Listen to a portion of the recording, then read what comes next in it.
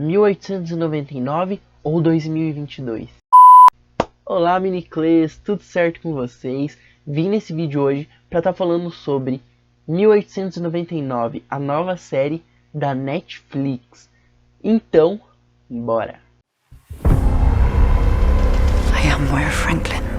Today is October 19th, 1899. Why do you think they're all here? They're all running away from something. Why else would someone want to go somewhere different?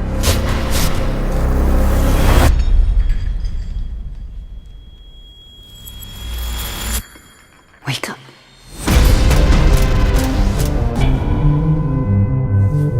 Então eu já vou pedir, se você não é inscrito aqui, se inscrever no canal, deixar aquele like que sempre me ajuda e tá me seguindo nas outras redes sociais também, que vão estar aparecendo aqui embaixo e vão estar lá na descrição também, beleza? Então é muito legal a gente falar que são os mesmos diretores, né, que produziram essa série, também fizeram Dark, né? Então são o Baran Odar e a Jantje Friese. Eles produziram Dark também e agora eles estão de showrunners aqui de 1899, o que eu achei muito legal.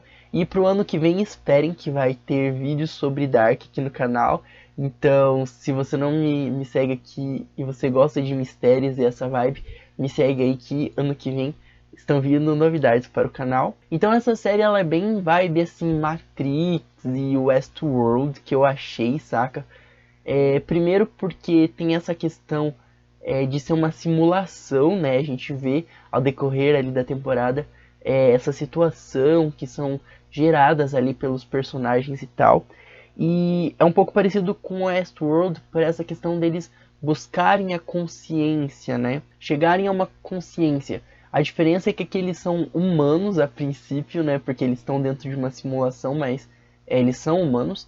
E em Westworld eles são máquinas, mas tem uma pitada disso, saca? Tem essa mesma nuance deles estarem buscando a consciência e tal. Então a gente começa ali no navio Kerberos e a gente tem também o Prometheus, que é um outro navio que a gente viu que já tinha passado por uma situação, ele tinha se perdido ali no mar e tal. E a gente vai acompanhando ali os tripulantes do Kerberos, que é esse navio, no ano de 1899. Então a gente acompanha a Maura, que é essa personagem principal, e ela é uma médica, né? Inclusive a gente viu que ela ajudou a Turvy depois, ali mais pra frente na temporada, no episódio 6, se eu não me engano. E a gente tem também o Ike, que é o capitão ali do navio, e ele tem também o Imediato e alguns outros carinhas ali que ajudam ele nessa questão da navegação e tal. E a gente conhece também o Harry mais pra frente, que é o pai da Moira, que ele não está ali no navio em si, ele está como um espectador do que está acontecendo, mas eu já falo mais um pouquinho sobre isso com vocês. Depois a gente vê que aparece o Daniel, que é um personagem bem misterioso, assim, ele chegou meio do nada ali, e a gente vê futuramente que ele também é marido da Mara. E também a gente vê o menino, né, que ficou muito popular ali, eu acho que teve até um episódio pra ele, que foi o menino que apareceu lá no Prometheus, que foi esse outro navio que acabou sendo perdido ali e tal. E o nome dele é Elliot e ele é filho da Maura. Então até o episódio 5 a gente vai ficar meio que nessa questão ali de conhecer os personagens, entender o ambiente em que a gente está sendo introduzido na série, né, o que eu achei muito interessante. E no episódio 5 começa a mudar um pouco a vibe e começam a aparecer algumas revelações sobre o que a série realmente é, né, o que ela está se propondo a apresentar para nós. Que na real é uma simulação aquilo dali, né, aquilo dali não é a vida real. Mas vamos falar um pouquinho sobre o elenco com vocês.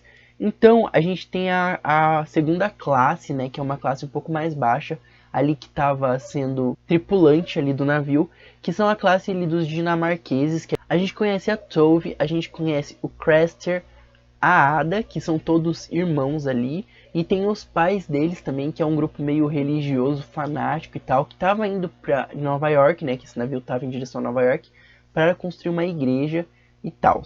E a gente tem também o Olek ali, que é um cara que ajuda ali o capitão, e ele fica lá na parte dos carvões, onde eles colocam os carvões pro navio andar, né. Eu não vou me aprofundar muito nos personagens aqui, senão esse vídeo vai ficar gigantesco. E a gente tem ali um pessoal que é da primeira classe, que é um pessoal um pouco mais rico.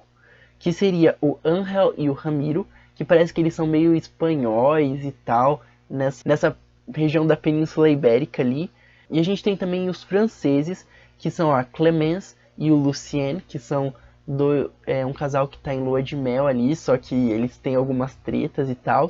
E a gente tem também o Jerome, que aparece depois, que tem uma questão ali com o Lucien e vira uma questão meio bagunçada ali, mas enfim. E a gente tem também a Young-ji e a filha Lin-hee, que tem outros problemas também, e a senhora Wilson, que ela é meio que uma cafetina, que vai tentar prostituir depois a Ling-hee ali. E esse é o contexto que a gente foi inserido nesses primeiros episódios, junto com toda a problemática da Moura, que ela é mais importante e tal. Então aqui a gente vai acompanhar basicamente as memórias e os traumas do passado deles, e uma questão de transição entre as memórias, que é quando a gente acompanha aquele momento em que a Maura e o Ike começam a abrir as portinhas lá e entrar embaixo ali, meio que num túnelzinho que leva a outro lugar que não é o navio. Então nesse momento a gente já começa a entender que esse navio não é muito bem uma realidade ali concreta, e que eles conseguem transitar entre memórias e pensamentos e tal. E é muito legal um momento em que o Harry tá conversando com o Imediato, que é quando a gente descobre que o Imediato na verdade é um capanga ali do Harry, e ele fala uma frase muito interessante. Ele diz assim: toda vez eles cometem os mesmos erros e toda vez eles morrem, porque eles não conseguem se livrar das emoções. E é isso que os torna fracos. Essa é a maior falha da raça humana. Não se deve agir por amor, raiva, ódio. São apenas sentimentos tolos que poluem a mente. Então aqui a gente vê que o Harry ele tem muita profundidade, assim, a gente vê vários diálogos entre alguns personagens com ele, e como esse personagem ele é muito inteligente e tal. Só que depois a gente entende que ele também está dentro dessa simulação, porque a série constrói todo um quesito da gente pensar que ele é o grande vilão, mas no fim a gente vê que não, que ele também está ali na simulação e ele tem um certo dever a cumprir ali. E essa frase que ele falou faz total sentido assim, com a questão das memórias e tal, e nessa problemática do loop, de terem várias simulações, e depois a gente vê até a questão de ter muitos navios ali, em que isso já se repetiu várias vezes, essas narrativas. Outra coisa muito legal que eles trazem aqui na temporada é a questão do mito da caverna de Platão, que ele falou em 2 episódios, e é muito legal para isso que esse contexto agora foram coisas que eu peguei da temporada, que é essa questão das pessoas estarem presas na caverna e verem apenas as projeções, as sombras, e não se atentarem à realidade de fato. E é muito essa vibe da série, né? Desses personagens estarem presos nessa simulação e eles não conseguirem sair. E a Maura tá nessa luta constante com a ajuda ali do marido dela, né? Do Daniel. Está ajudando ela ali a conseguir, né, chegar à realidade. Outras coisas também que eu achei interessantes foi o fato de ter um insetinho lá, né? E eu fiz um paralelo com a cultura egípcia, até pela questão dos triângulos e das pirâmides. Eu fui dar uma pesquisada a mais sobre isso, que o escaravelho no Egito Antigo era um amuleto, né, de um inseto ali, de um besouro, que representava a sorte, né? Essa questão é até uma questão mais divina e tal. E o inseto ali na série é usado, né, para quando o inseto passa pela porta ela se abre, como se fosse um objeto mágico, né, algo muito interessante. E eu quis fazer esse paralelo. E a questão das pirâmides eu achei muito interessante pelo fato de ser algo mais sagrado no Egito Antigo, né, a questão ali do pós-vida. E também tem esse paralelo com a série, porque ali é como se fosse uma outra vida que eles estão vivendo ali nessa simulação, né. Outra coisa também que eu achei interessante foi a questão dos triângulos, né, que é algo que eles representam muito aqui nessa série, que foi a questão da Santíssima Trindade, que eu fui buscar, né, porque são 3 pontas, e a questão dessa trindade ser a mulher, o homem e a criança, né. Então aqui para a cultura cristã, né, ela é muito representada, né, isso. E eu fiquei pensando que faz muito sentido, porque são 3. Então, a Maura, o Daniel e o Elliot. Então os três, né, a mulher, o homem e a criança, então tem esse paralelo aí também. E eu achei aquele símbolo que eles usam até no pôster da série, aquele triângulo com risquinho, para alquimia significa a terra. E eu vi também que tem outros triângulos também ali que representam os outros elementos, que são o fogo, a água e o ar. Então eles são uns triângulos até meio parecidos, mas esse em específico que eles usam na série é o da terra. Eu não sei o que isso significa, se você tem alguma noção, escreve aí embaixo, ou alguma teoria da série aí. E a gente vê na série que que a Maura, ela no passado fez um experimento com o filho dela, né, com o menino ali, para meio que manter ele vivo nas memórias dela, porque por algum motivo eu acredito que o menino ia morrer ou alguma coisa assim.